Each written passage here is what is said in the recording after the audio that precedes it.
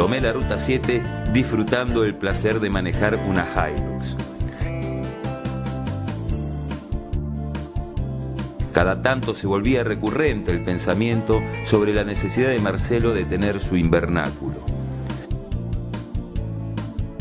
Llegué a Chacabuco, en donde me iba a reunir, como todas las semanas, con el ingeniero agrónomo José Luis Tedesco para hablar acerca de las buenas prácticas agrícolas. José Luis es el delegado zonal de la Asociación Argentina de Productores en Siembra Directa.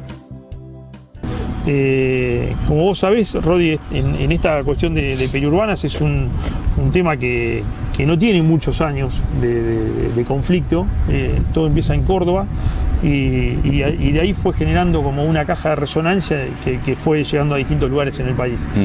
Pero gran parte de lo que pasa, o una parte de lo que pasa, es lo que vos en algún momento has mencionado, que la ignorancia genera miedo. Uno suele temerle a lo que desconoce. Entonces, una de las soluciones es la información. Totalmente. La información, el conocimiento. Nosotros en APRESID tenemos esta, si se quiere, manera de proceder en la cual todo lo que hacemos y todo lo que en lo cual trabajamos tiene que tener una fundamentación científica. O sea, trabajamos en cuestiones basadas en hechos y en fundamentación científica.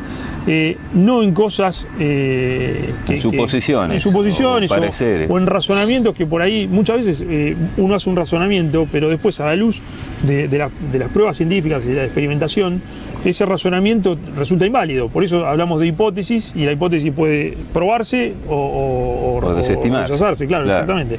Entonces, básicamente, en este sentido nosotros siempre nos basamos en el conocimiento científico y en todo lo que tiene que ver con la aplicación del método científico a cada una de las cosas. Por eso, cuando hablamos de buenas prácticas agrícolas, estas buenas prácticas agrícolas están validadas científicamente. O sea, no es algo que sí, no es una ocurrencia o algo que parece que debería ser así, no. Si lo hacemos así, está estudiado que provoca tal resultado. Exactamente. Y tiene que ver con esto que decías vos y como un mensaje a la población, que no hay que temer, sino que hay que conocer. Alicia Cavallo, que es una profesora, ingeniera agrónoma de la Universidad Nacional de Córdoba en la Facultad de Agronomía, siempre dice: necesitamos cambiar temor por conocimiento.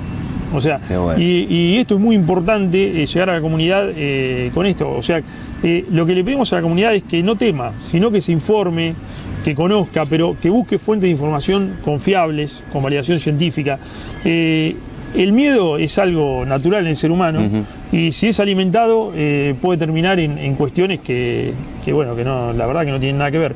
Y te voy a decir algo más, Rodi, que es una preocupación que tenemos no solamente nosotros en APRESID, sino numerosos investigadores alrededor del mundo.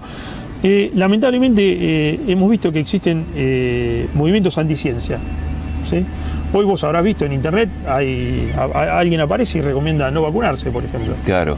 Con lo cual, gente que ha sufrido enfermedades que con la vacunación se resolvieron, vos le mencionás esto y se le ponen los pelos de punta, y con toda la razón del mundo. O sea, hay cosas que están probadas y la evolución humana ha hecho que hoy contemos con tecnologías que nos permiten tener la calidad de vida que tenemos.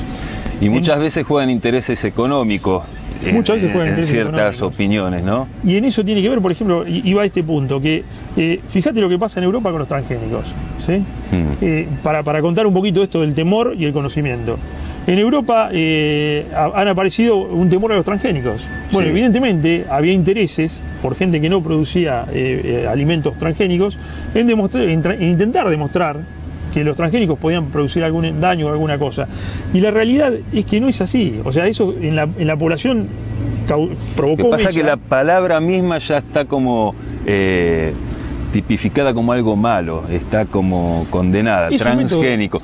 Y si uno piensa un poquito entre nuestros antecesores, los simios, Y nosotros, hubo un proceso de transgénesis, nosotros somos transgénicos Y de alguna manera, claro, hubo selección de genes. La selección de genes se puede realizar de una manera natural, de una manera conducida, como es lo que vino haciendo el ser humano a lo largo de la historia. Si vos te fijás, el maíz, como lo conocemos actualmente, y lo comparás con el originario que era el teosinte, no tiene nada que ver. Lo mismo pasa con el trigo. Lo mismo pasa con el trigo. Entonces, la transgénesis es un mecanismo o una manera de selección genética. Claro. En Europa, obviamente, opera como una barrera paraarancelaria, ¿sí?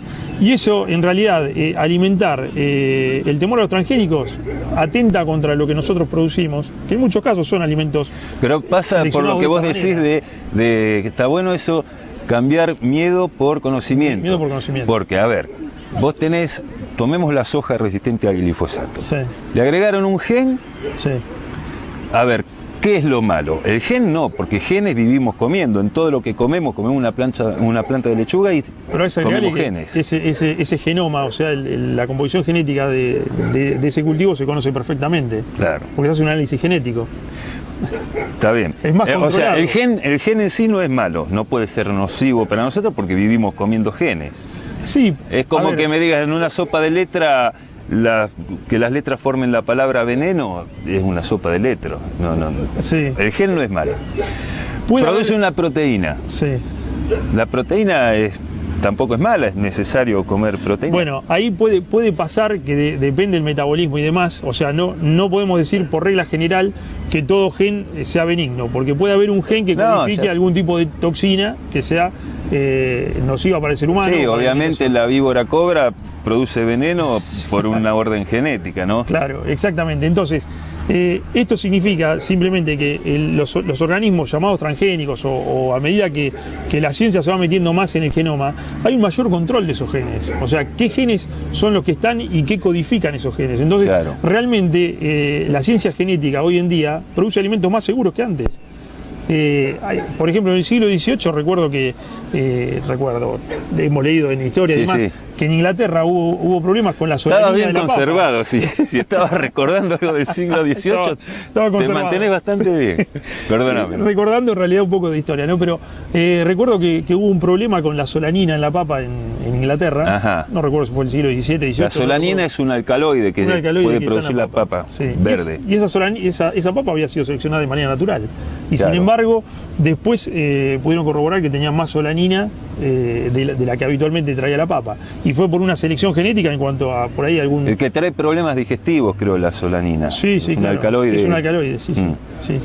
Así que bueno, y a esto sumar que la semana pasada ocurrió, o esta semana, a principio de esta semana, que más de 100 nobeles firmaron una carta en la cual hablan de la seguridad de los transgénicos y que deben, y piden a la comunidad que paren de atacar a los transgénicos, porque en realidad es biotecnología que nos ayuda a mejorar cada cosa. O sea, sí, y más teniendo en cuenta que dentro de 15, 20 años la población mundial va a aumentar en 1.000 millones de personas que hay que alimentar de alguna manera. Totalmente. Entonces, cambiar temor por conocimiento, como dice Alicia Cavallo, y fundamentalmente tener, con este conocimiento, entender qué es lo que pasa. O sea, no temer por temer porque nos suena transgénico, que puede ser una palabra extraña para el común de la gente. O sea, es un método de selección simplemente. Claro. No debiéramos temer al método de selección, que son métodos que están científicamente probados y que realmente funcionan. Y además que la biotecnología viene a traer soluciones y muchas de las muchas operaciones que debieran hacerse desde el punto de vista si se quiere, entrar en procesos productivos de fabricación y demás, pueden llegar a hacerse en un vegetal con la energía del sol. Entonces realmente se abre un abanico muy promisorio con la biotecnología. Por eso atacar a los transgénicos o a las biotecnologías no tiene sentido. Realmente atenta contra lo que producimos nosotros y tenemos que tener en claro que en muchos casos funciona como una barrera paraarancelaria. Hay cosas que son, o sea, las cosas son, esta es la idea que tengo yo. Sí. Bien usadas son buenas, mal usadas son malas. La energía nuclear para generar electricidad que alimente un hospital es buena, para hacer una bomba atómica es mala. Exactamente. La transgénesis es lo mismo. Sí. Si fabricas a Frankenstein es mala. Ahora, si generas mayor cantidad de alimentos, es bueno. Sí, pero en realidad tiene que ver con, a ver, hay distintas cuestiones que se manejan en torno a las biotecnologías, y para ampliar un poquito más el concepto de biotecnología, por ejemplo, la producción de cerveza, que a todos nos encanta, o por lo menos a mí me encanta tomarme un vasito de cerveza y disfrutarla, y sobre todo las artesanales. Ahí hay un proceso biotecnológico, o sea, esas levaduras que generan esa fermentación y demás, ahí se está aplicando vida a la tecnología para la fabricación de cerveza. Claro. O sea, esto es biotecnología. Entonces, toda vez que apliquemos biotecnología para mejorar nuestra calidad de vida, es fantástico.